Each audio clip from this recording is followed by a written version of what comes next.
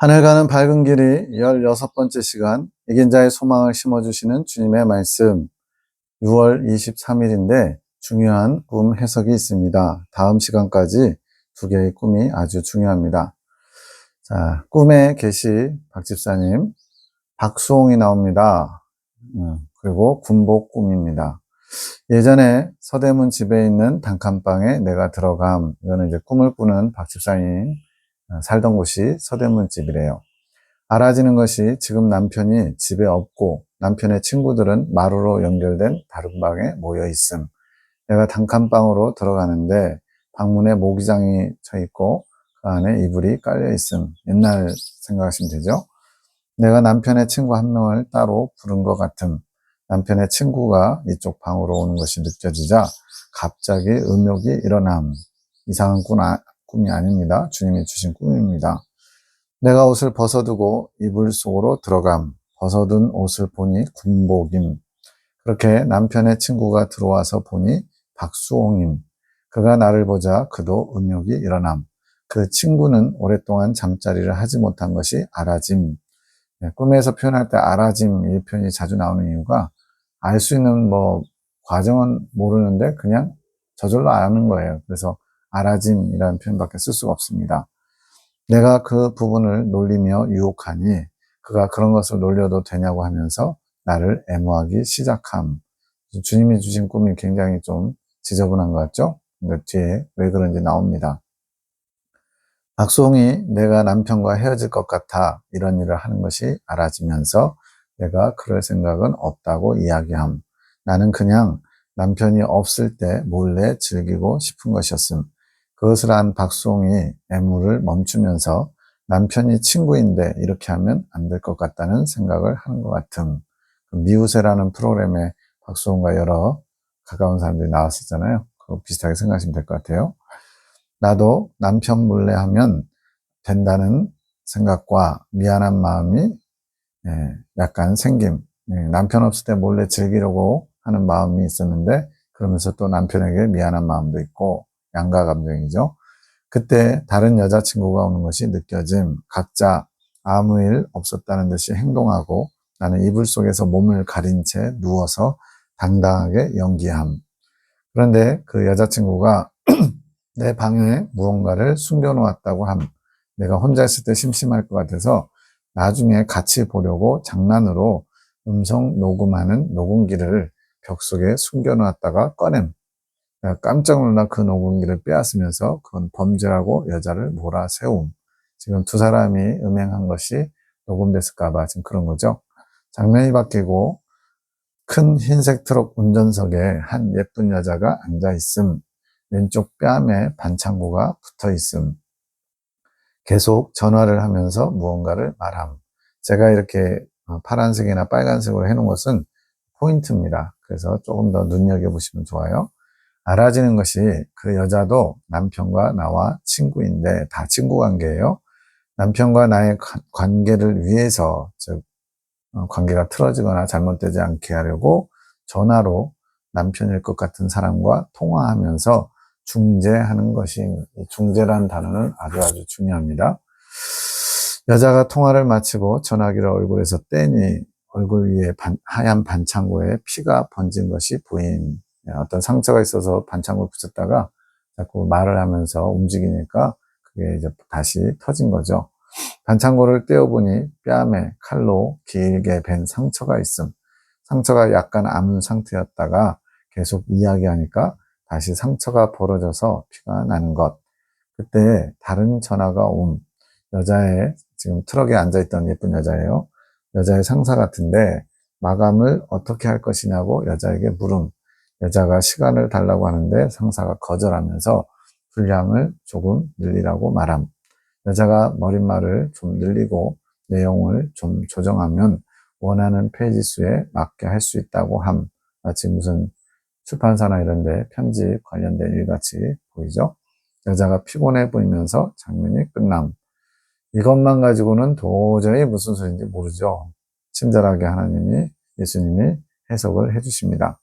내 딸아, 남편이 없으면 어떤 일이 일어나는지 보자. 꿈에서 너는 음행을 하는 신부이다. 남편이 없자 몰래 음행을 하는 것이지 다른 남자를 품는 것이다. 박수홍이었죠, 꿈에서 서대문집은 내가 정욕에 휩싸여 살아갈 때, 즉 주님 뜻대로 주님을 기쁘시게 하는 삶이 아닌 육적인 삶을 살 때, 물론 기독교인이면서 그렇게 한 겁니다. 정욕이 너의 주관자일 때 그 상황의 상징이다. 대부분의 광야 성도들이 다 정욕이 주관자 역할을 하죠. 남편과 결혼을 한 것은 나와의 경험을 가지고 있다는 것의 상징이다. 즉 남편은 예수님을 가리키는 거예요.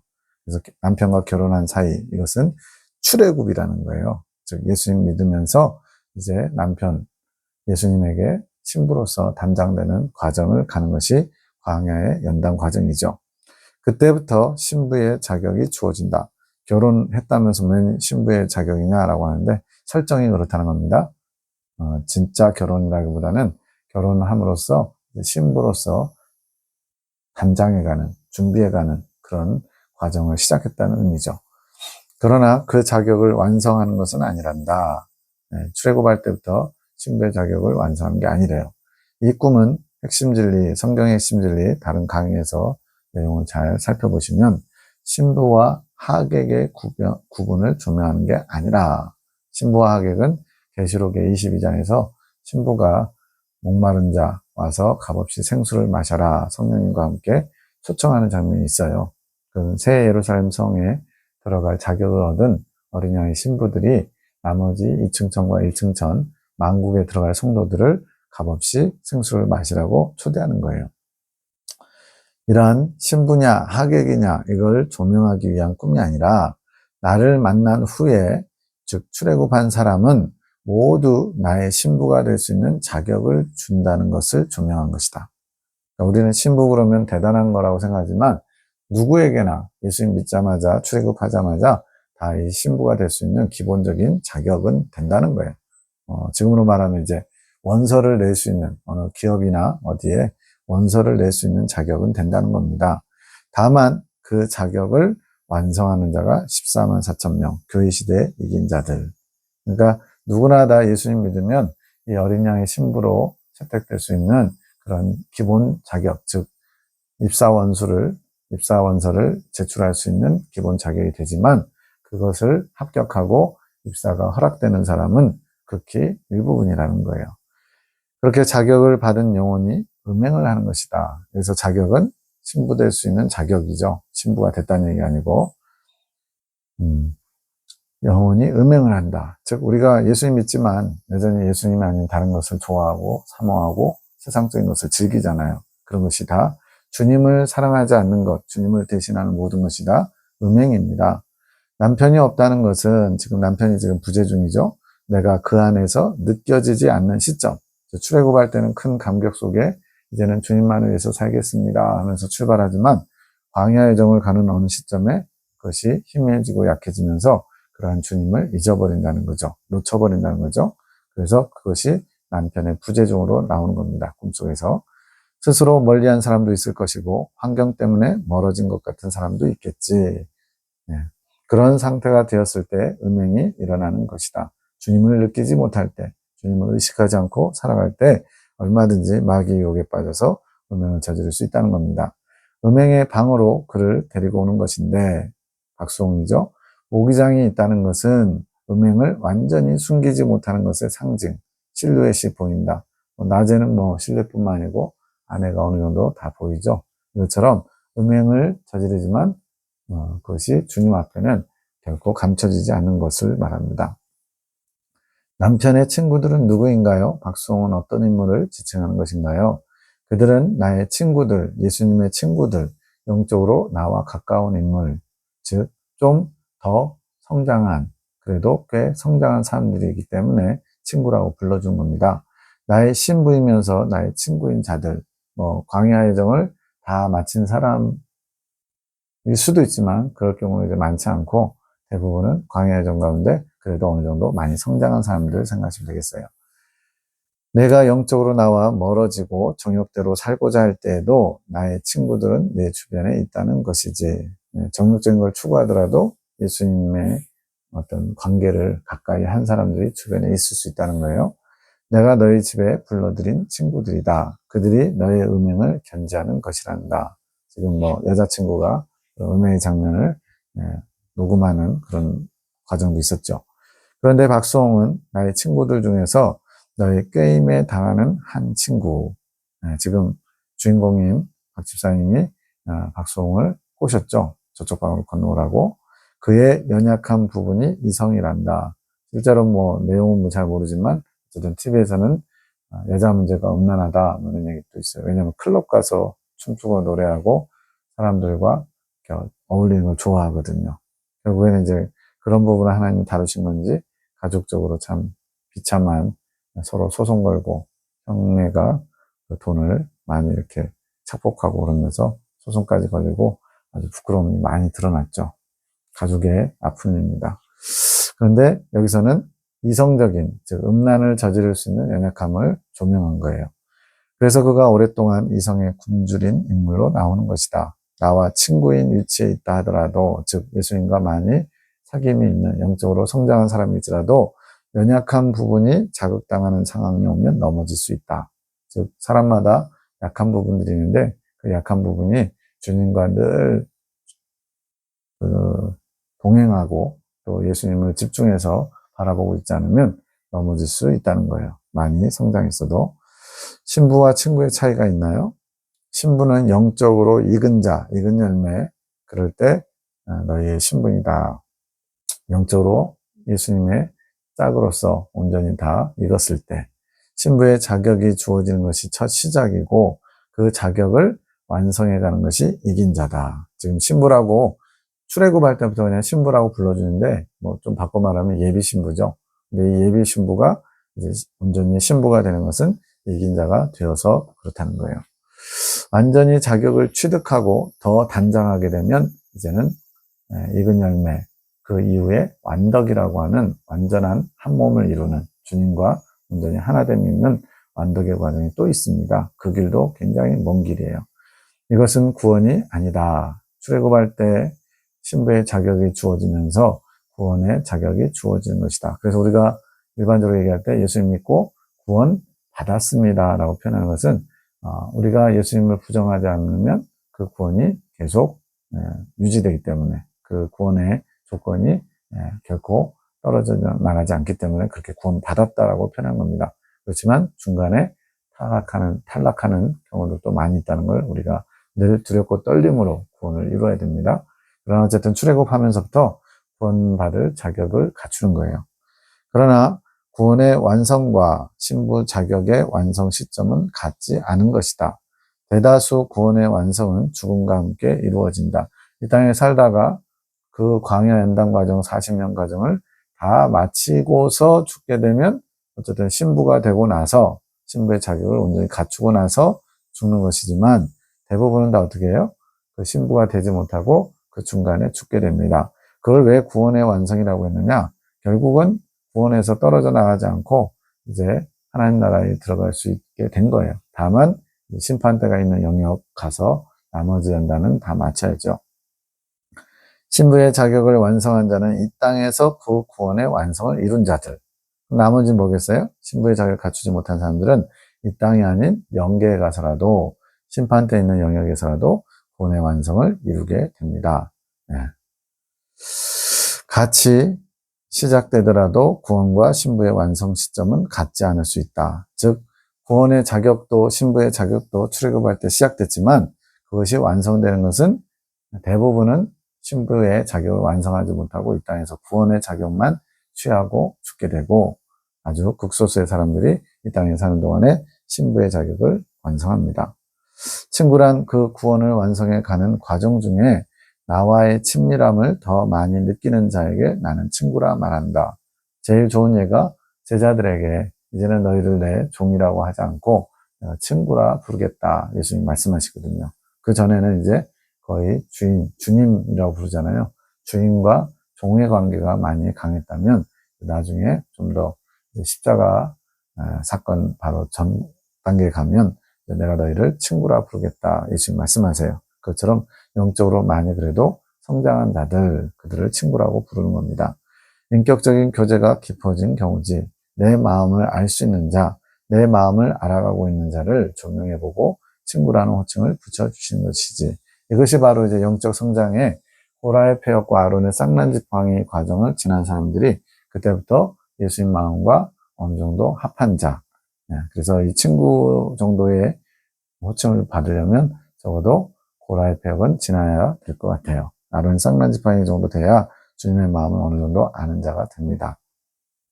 내가 박수홍을 불렀고 그가 오자 음욕이 일어난 것은 환경이 조성되자 정욕이 불탄 것이고 그것을 그대로 실행에 옮기는 것이란다. 이제 옷을 벗고 음욕을 저지르게 되죠. 그러나 수치는 있어서 이불 속으로 들어가지 그렇게 몰래 정욕적인 일을 하고자 하는 것이란다. 내가 벗은 옷이 군복이라는 것은 이런 일이 꼭 덜 성장한 사람들, 즉 첫 번째 연단 과정 전후나 이런 좀 아주 어린아이 신앙 때만 일어난다고 생각하지 말라는 거예요. 왜냐하면 그 유명한 목사님들 나름대로 전도사 시절이나 목회 초기 때 신실하다고 많은 사람들에게 인정받았으니까 큰 교회들을 이뤘겠죠. 근데 그런 큰 교회를 하면서 마음이 느긋해지고 여유로워지면서 사람들에게 대접받고 존중받으면서 사랑받으면서 점점 주님을 잊어버리고 남편이 부재중이 되는 거죠. 그러다가 운명에 빠지는 목회자들이 얼마나 많습니까? 그래서 군복을 입고 있다는 것은 주님의 군사로서 어느 정도 영적인 싸움을 할 수 있는 훈련을 받은 사람이라는 표적이에요. 이런 일은 광야 성도 누구에게나 다 일어나는 것이다. 즉 어린 양의 신부 정도로 성장하지 않는 한 광야에서는 누구나 미혹받고 넘어질 수 있다는 거예요. 그래서 두렵고 떨림으로 너희 구원을 이루라. 섭다고 선줄로 생각하는 자는 넘어질까 조심하라. 바울이 권면하죠. 그 마음의 중심에 내가 아닌 정욕이 주관자가 되려는 순간 모두에게 군복을 벗는 순간이다. 그러니까 우리는 영적 싸움을 늘 해야 돼요. 긴장해야 되고 깨어 있어야 돼요. 나는 뭐 안전하겠지. 나야 뭐 괜찮을 거야. 이렇게 스스로 만족하는 순간 언제든지 우리 마귀에게 미혹당하고 넘어질 수 있습니다. 한번 군복을 입었다고 해서 나의 영적인 군사 신분을 얻었다고 해서 그 군복이 영원히 확보되었다는 것은 아니다. 마치 구원이 출애굽하자마자 확보된 것처럼 확정된 것처럼 착각하는 분들이 많은데 구원의 확정은 가나안 땅에 들어가야 구원이 확정되는 겁니다. 즉 이 땅에서 구원이 확정된 분들을 바로 여기서 말하는 어린 양의 신부들, 교회 시대 이긴 자들 14만 4천밖에 없어요. 나머지는 다 언제 어디서든지 여기서 군복을 벗는 것처럼 구원에서 떨어져 나갈 수 있습니다. 물론 다시 깨닫고 돌이키고 회개하면 되지만 그것을 거부하고 그냥 내 고집대로 가다가 가론유다처럼 완전히 멸망하는 사람들도 있다는 거예요. 그게 가라지 이단 교주들입니다. 스스로 벗어버리는 경우도 있다. 이건 뭐예요? 계속 깨어서 주님을 주목하고 주시하며 남편이 부재중이 되지 않도록 의식을, 마음을 계속 남편에게 향해야 되는데 그러지 못할 때 남편이 없다고 여겨지면서 정욕을 만족시키고자 정욕을 벗으로 삼는 거죠. 정욕에 자신을 내어줄 때 그렇게 되는 것이다. 정욕의 만족을 추구하려 할 때 그런 것이지. 우리는 이제 나름대로 이제 뭐 큰일을 치르고 나면 저도 생각해 보면 중학교, 고등학교 때 그때는 문학의 밤이 있었는데 그때 이제 뭐 학생회장을 한다든가 나름대로 열심히 뭘 한 달 동안, 두 달 동안 준비하고 나서 문학의 밤이 딱 끝나잖아요. 어른들이 막 수고했다 그러고 밥도 사주고 밤에 9시, 10시에 끝나면 그 뒤로 허탈감이 몰려오더라고요. 그래서 연예인들이 그 연예인병이라고 할 수 있는 무대에서 물러났을 때 극한 허무감이나 또 사람들의 환호 속에서 콘서트 마치고 마약이나 이런 거에 심취하는 것을 조금은 이해할 수 있어요. 이제 그 이후로는 이제 어느 순간부터 그런 게 없어졌지만 그 당시에는 그렇게 많이 느꼈어요. 그래서 어떤 큰일을 치르고 나서 허무감, 허탈감 그리고 그런 사람들에게 칭찬받고 인정받던 자리에서 이제 아무것도 아닌 자리로 내려오면 굉장히 빈 공간이 생깁니다. 그럴 때 정욕의 만족을 추구하고자 하는 육성이 막 발동을 해요. 그런 상황이 되자 나의 친구가 너의 정욕의 유혹에 부응한다. 네가 지금 정욕적으로 음란을 즐기고자 하니까 친구가 부응해서 따로 나오죠. 그러나 그 와중에 그가 자각하는 것이지 남편이 있는 여자의 부정함이 눈에 들어오는 것이다. 내가 자신과 결혼을 전제로 하면 그래서 이제 내가 이혼할 것 같아서 이제 그렇게 음행을 저질러도 된다. 왜냐하면 결혼하면 되니까 그런 식으로 생각한 거죠. 그 일, 음행이 정당하다고 생각한 것은 박수홍에게 명분이다. 우리는 그렇잖아요. 하나님도 다 아시지만 용서하셔. 또 이 정도야 뭐 하나님이 봐주실 거야. 이런 식으로 하나님의 마음이 아니라 내 마음에 하나님의 마음을 갖다가 붙이는 겁니다. 이런 요소들이 우리에게 많죠. 그 명분이 충족하지 못하자 자각을 한다. 남편하고 헤어질 거라서 이래도 된다고 생각했는데 이제 이 화자 박 집사님이 나는 그럴 마음은 없어요. 남편하고 헤어질 마음은 없고 그냥 원래 즐기기만 원해요. 그랬더니 그러면 안 된다고 생각해서 그걸 멈추죠. 그래서 그가 그 일을 관둔 것이다. 나름 양심이 작용한 것이지. 그의 양심의 일이 너의 양심도 자극해 너도 약간 가책을 느끼지. 남편한테 미안한 마음이 들었죠. 그러나 너의 위신에 관한 문제로 일이 흘러가면 위신은 뭐예요? 체면 같은 거죠. 그래서 다른 여자친구가 그 방으로 왔는데 아무 일 없었다는 듯이 하고 있는데 서프라이즈 하려고 그 방에다가 녹음기를 감춰놨다는 거예요. 그래서 깜짝 놀라가지고 막 승질내면서 그 녹음기를 뺏어들죠. 그렇게 만천하에 부끄러움이 드러날 것 같은 위신의 문제가 걸리게 되면 그 상황을 모면하는데 급급하다. 이불로 덮고서는 안 그런 척하고 여자에게 화를 내면서 녹음기를 빼앗은 거. 그러다 장면이 바뀐다. 한 여인이 나오지. 에녹에게 환상을 해석해준 그 트럭. 이 트럭은 이제 주로 사역의 도구로 차들이 많이 나옵니다. 그 트럭에서 한 여자가 말을 한다. 지난번 수녀 꿈에 나타난 볼에 상처가 난 여인이지. 수녀 꿈은 언젠가 할 때가 있으면 하겠습니다. 이거는 영적 성장 과정 중에 이제는 어느 성장의 기점을 넘어간 사람, 즉 어린 양의 신부로서 단장되는 준비를 하는 사람을 수녀로 표현한 거예요. 근데 그 수녀가 볼에 상처가 있어요. 그녀의 세월의 상처가 벌어졌다. 자, 아까 반창고 밴드 붙여가지고 겨우겨우 그 상처를 무마하고 있었는데 누군가와 열심히 전화 통화를 하고 있었죠. 남편일 것 같은 지금 이 박 집사님의 남편, 즉 예수님과 통화하는 과정 가운데 입 옆에 있으니까 계속 말을 하다 보면 어떻게 돼요?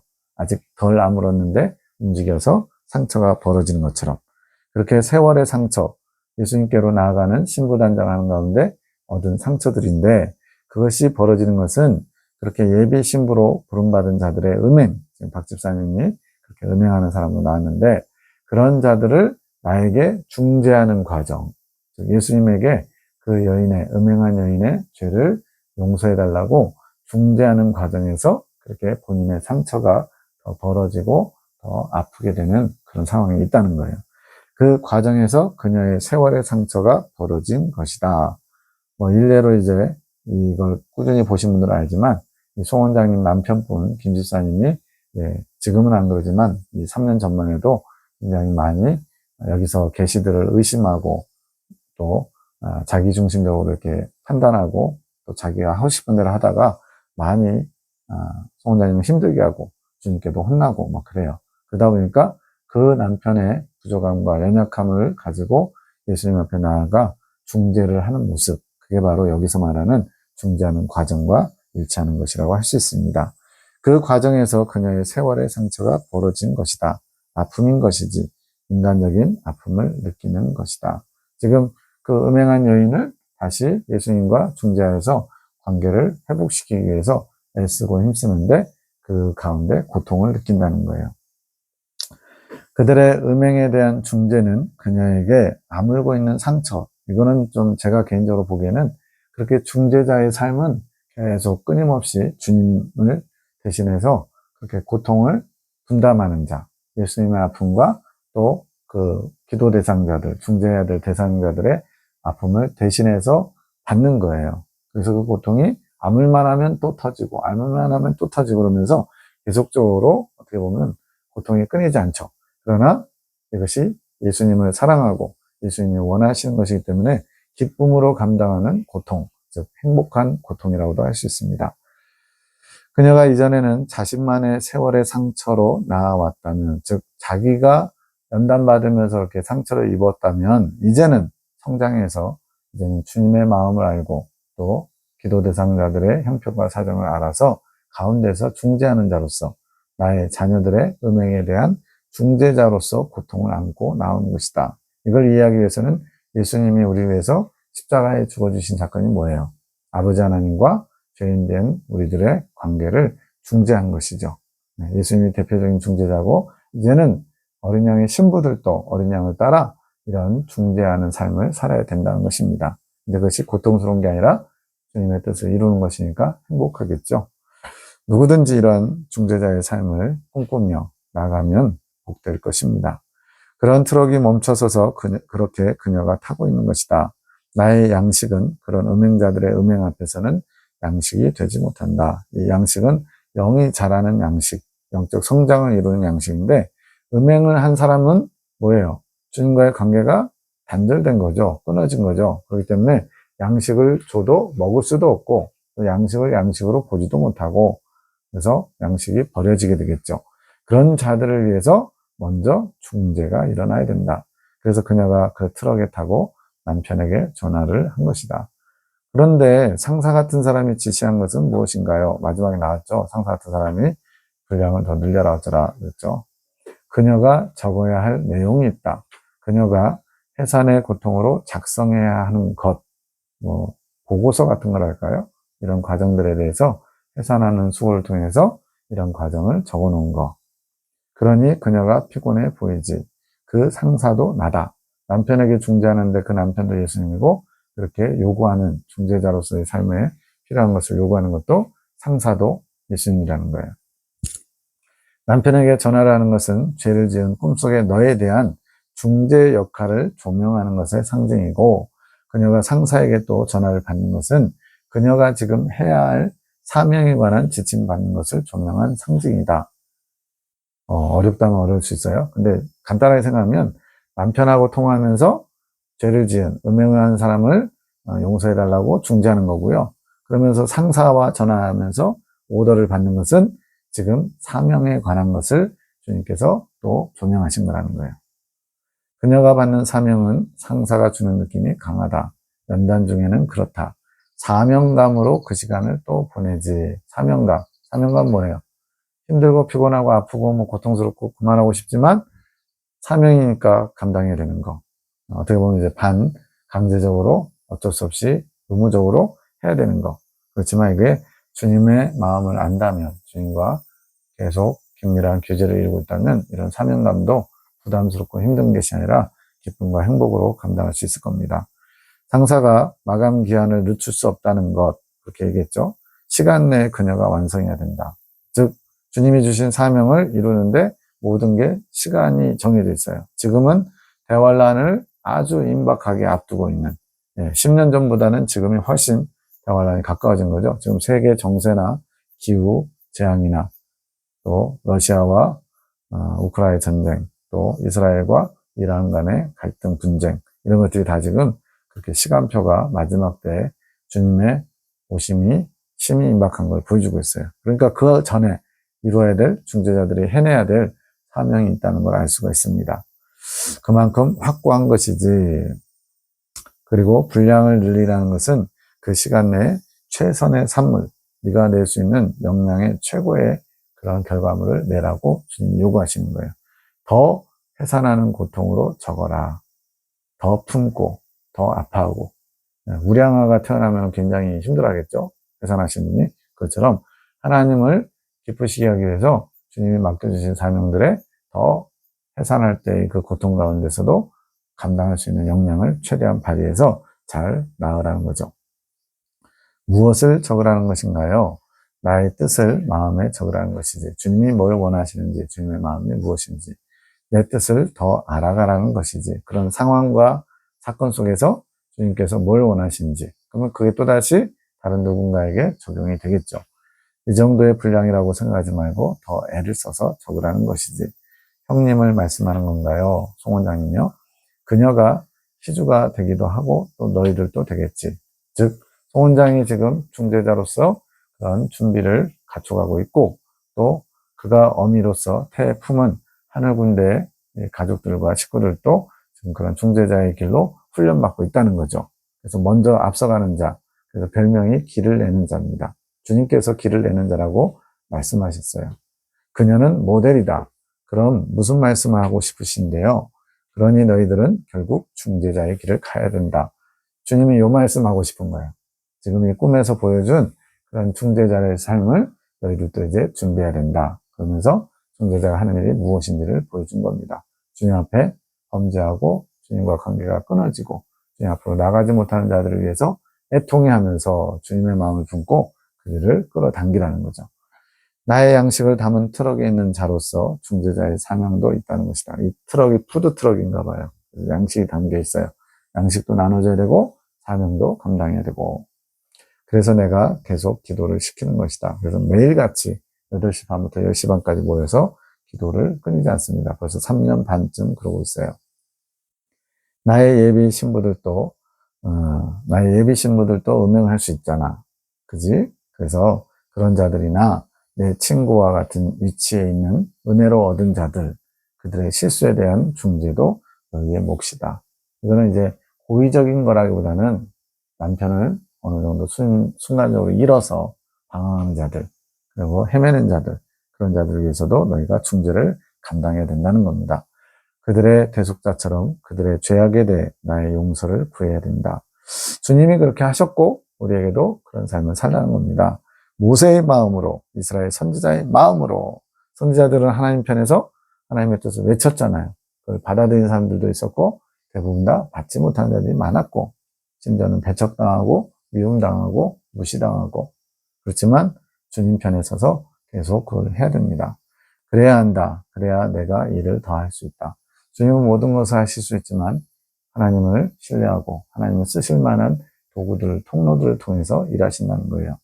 죄된 곳에 내가 임하기 위해서는 많은 기도가 필요한 것이니라 나는 기도로서 일한단다.